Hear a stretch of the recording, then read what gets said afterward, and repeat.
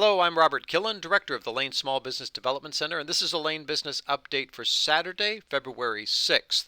And today I want to talk about the Targeted EIDL Advance Program. This program has generated the greatest amount of consternation and questions because there's a huge opportunity, especially for smaller businesses in rural and low-income communities, but there were a lot of question marks. There wasn't a lot of detail about how it was going to be administered. If you've been following my videos, I've created several about this program where I provided my assumptions about this, and it turns out, based on this new FAQ that the SBA has just published, that we are largely accurate. We figured it out. But I would like to go through the FAQ with you on some very critical details to help put your mind at ease and let you know what you can do if you think you qualify for this in advance of an invitation to participate, because that's how this is going to work. So let's take a quick look at the FAQ. The first question is, can I apply now? And the big answer, the most important answer about in all of this is no. There is no public application for this program, and it's very likely there will not be a public application to this program at all. This will all be done behind the scenes. So here's how it's going to work. This program is designed to help out two different priority groups.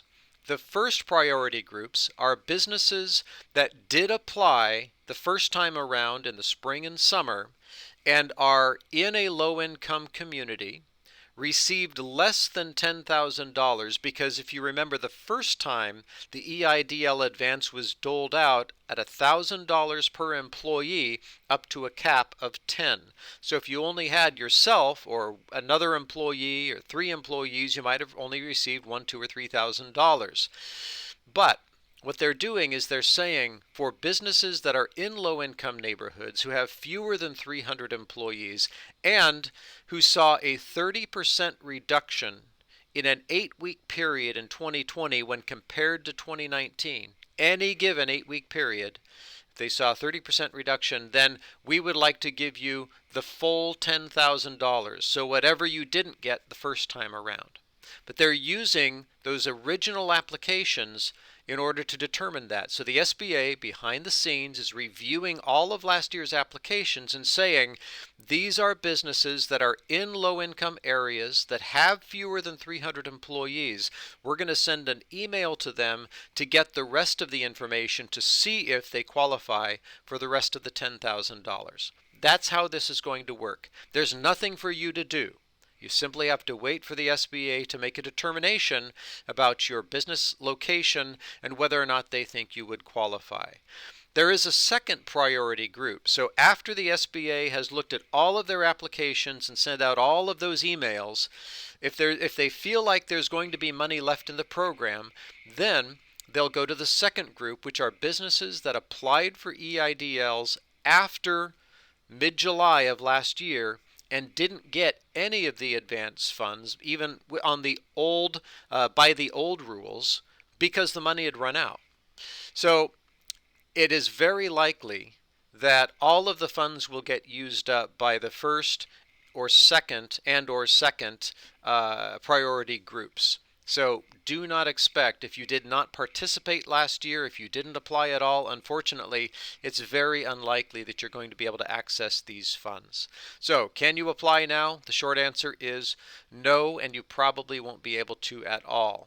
So according to this FAQ, the SBA was going to start sending out emails for potentially eligible businesses this past Monday on February 1st, but they also say it will likely take several weeks for them to get through all of the processing and get those emails out, so not to worry if you're not getting an email quickly, because it will take some time.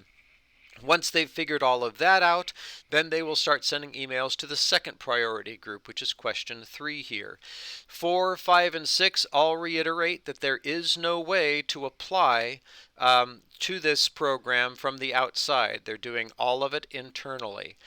Question 7 is really valuable. While waiting for a potential invitation to participate, what can you do? So there are 2 documents that you want to ensure are in place. The first is your 2019 taxes. You have to file your 2019 federal taxes because they're going to be using that to help qualify you for this program. If you haven't filed them, it's very likely that you will not qualify for any additional funds. The second, and this might be unusual for you, but in order to determine whether or not you saw a 30% reduction in revenue in 2020 compared to 2019, they're going to need to see a monthly, month-by-month income statement or revenue statement from the beginning of 2019 all the way through 2020 and potentially until this most recent month. So just plan to create that document. And if you have any difficulty doing that, reach out to your bookkeeper. You could reach out to our office and we can potentially help you figure out how to do that. So make certain you have that because again, they'll need that in order to validate any statement that yes, we saw a 30% reduction. So know that that's very likely in your future if you think that you will qualify for this program. And then we'll go down here to question 16. How do you determine whether a business is located in a low-income community? I wish I could do better. Ever since this came out, I've been trying to find a good tool to be able to plug in your address and just have it tell you yes or no.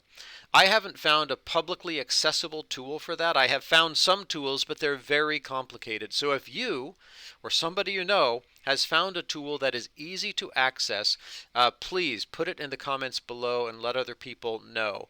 One thing that I did find was a map of what's referred to as the new markets tax credit areas. And I've been told by several people that is the map that they're using. According to that map, businesses in Florence, north of the river, in Veneta and Junction City, Oak Ridge, West Fir, and then in various areas around the Metroplex are considered low-income neighborhoods. But unfortunately, it's not detailed enough for me to be able to say yes to one and no to another. So again, if you come up with a tool, please put it in the comments, and if I find one, I'll be certain to share it as well. But in general, those broad communities are likely low-income neighborhoods according to this definition. With that, I think that's all I want to go through. With the FAQ, I'll put a link to this document, to this page, in the description above, and the SBA has provided numbers here and emails to reach out to them if you have questions. I honestly would not expect to hear much if you email them or call them and say, "Hey, do I qualify?" They're probably just going to be able to. They're just going to tell you you have to wait. So don't expect much if you're looking for a general answer like that. If you have other questions, please let me know. Put them in the comments below. Reach out to me directly. I'm happy to engage in conversation. And until next time, cheers.